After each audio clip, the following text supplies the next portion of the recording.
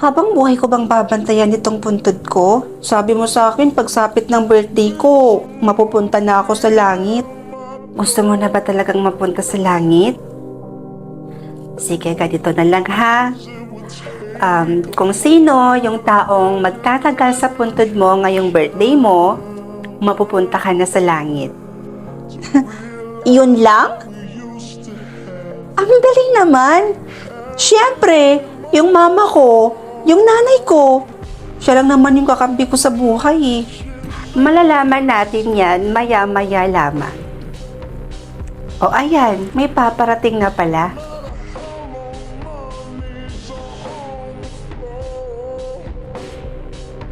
Best friend ko. Ayan, eto nga yun. Pangalan na nga niya to. Hi best friend, happy birthday! Pasensya ka na ha, hindi na ako nakadala ng pasalubong. Pasensya ka na rin ha kung hindi na kita nadalaw nung nakaraan. Paano ba naman kasi? Mawawalan na ako ng scholarship. Di mo na kasi ako napapakopya. O siya, alis na ako best ha. May exam kasi kami ngayon. May final exam kami. Bye! Happy birthday ulit! Ano ba yan? Wala pang 1 minute, umalis na agad. Hayaan mo na. Ayaw mo ba nun? May chance ang maging tama yung sagot mo. O ayan, may paparating na pala ulit.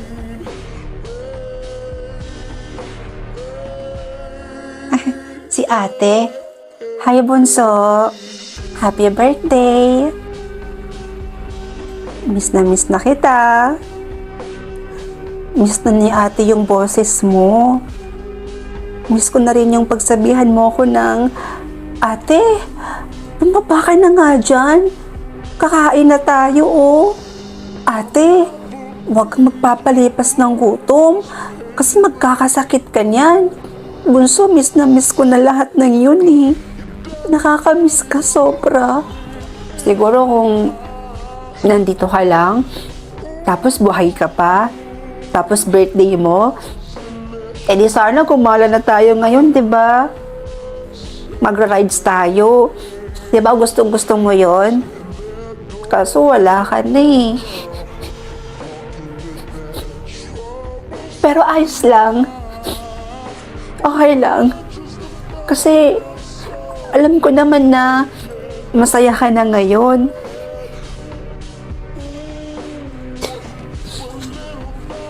O siya bunso, uwi na ako ha. Happy birthday ulit.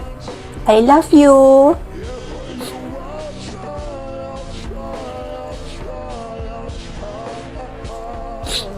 Oh, andyan na yung mama ko.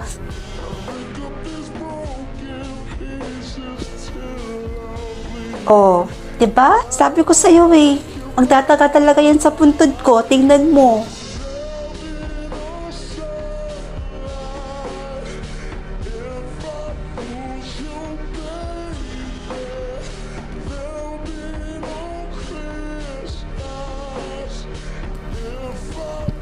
Sa ngayon, yung mama mo ang may pinakamatagal. 1 hour and 32 minutes. O ano? Tara na? Tara, punta na tayo sa langit. Oops, teka lang. Hindi pa tapos ang laban. Dahil may paparating pa. Ha? Sino naman? Siya.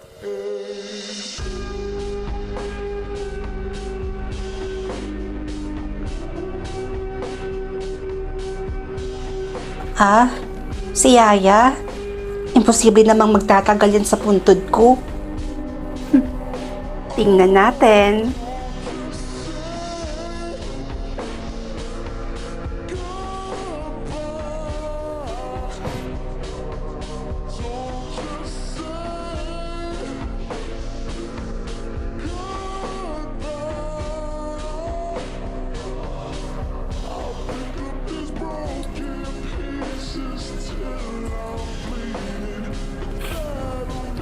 Parang imposible naman yata.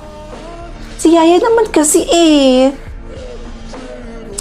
Ano to, matatalo pa ako? Hindi pa ako makakapunta ng langit? Yaya, umalis ka na! Sa ngayon, siya na ang may pinakamatagal. 3 hours and 32 minutes.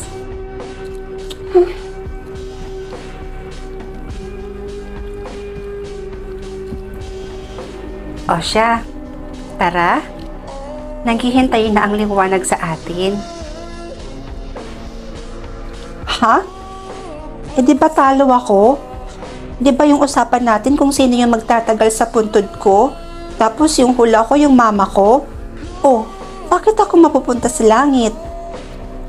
Gusto mo malaman ng totoo? Halika, sumunod ka sa akin. Hi! Ano ba? Sagutin mo muna yung tanong ko. Gusto ko munang malaman yung sagot. Di ba talo ako? Di ba yung usapan natin, huhulaan ko kung sino yung magtatagal sa puntod ko. Tapos yung hula ko yung nanay ko. Tapos yung nagtagal yung yaya ko. Di ba? Oh, so bakit mo ako ihahatid sa langit? Sabi mo, nanay mo ang magtatagal sa puntod. Tama ka. Yung babaeng nagtagal sa puntod mo kanina, siya ang tunay mong ina. At yon ang aking misyon bago kita samahan mapunta sa langit. Ayang malaman mo kung sino ang tunay mong ina.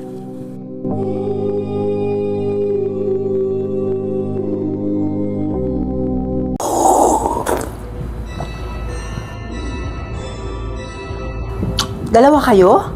Meron po akong nunal sa mukha. Isa sa mga palatandaan. Ako din meron. Lumaki ako sa sitio Rasana kung saan huling nakita ang anak ni Doña Katrina Laude. Napadpad naman po ako sa Maynila dahil po sa mga humupko po sa akin. Meron ako nitong kwintas na huling nakitang hawak-hawak ito ng anak ni Doña Katrina Laude. Meron din po ako.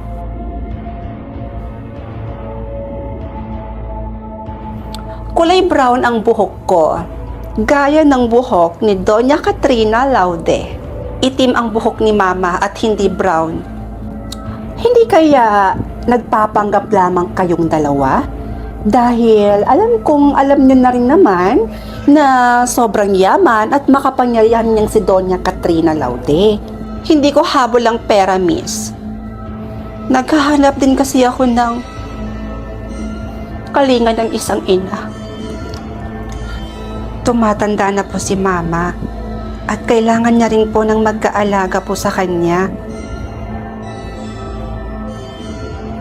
Pupunta ako ngayon doon sa loob at kakausapin ko si Doña Katrina Laude at aalamin ko na rin kung ano ang kanyang suhestyon. Dito lamang kayo at babalikan ko kayo mamaya.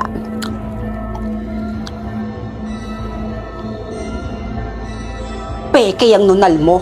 Hindi peke ang nunal ko. Baka yung sayo ang peke. Siguro, grabe na yung pangangailangan ng pamilya mo na umabot ka sa pagpapanggap bilang ako. Marami kaming kumpanya sa Maynila. Hindi ko habol ang pera. Eh yun naman pala. So hayaan mo na sa akin to. Ipaubaya mo na to sa akin. Ano? Hoy, kayong mga bigkaon bahog bila, tama na yung pagtatalo nyo. Hoy na kayo at pinapapasok na kayo ni Madam.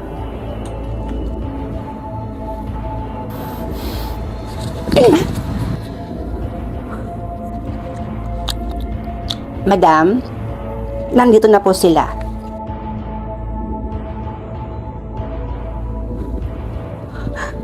Mama, kay tagal ko pong hinintay na makita kayo. Mommy?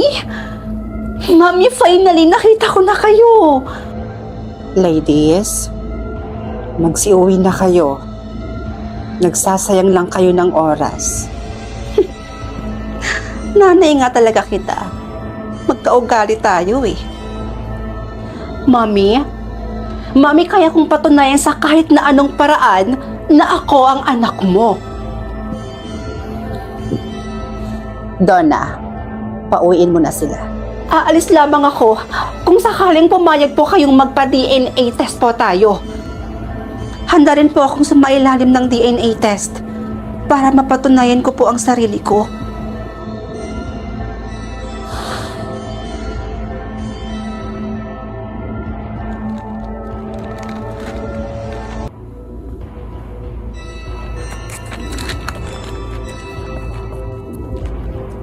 Madam and ladies, may resulta na ang DNA.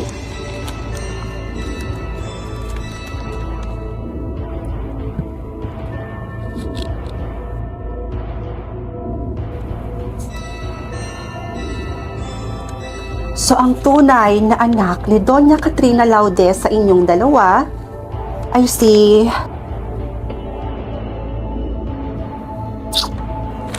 Wala. Ano? Teka, paano nangyari yun? Sabi ko naman sa inyo, nagsasayang lang kayo ng oras dito. Lalaki ang hinahanap kong anak at hindi babae.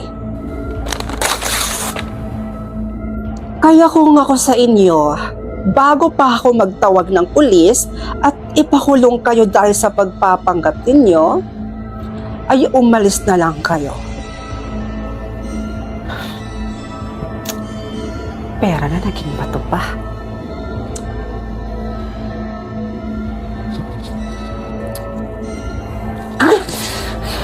Pinahiya mo pa ako doon?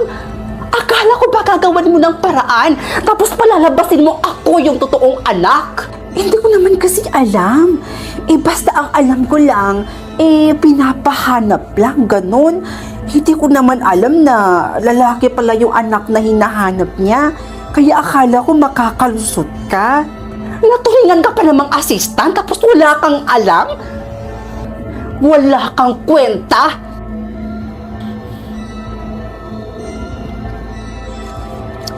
Sayang. Akala ko makakahati na ako sa kayamanan ni Matang.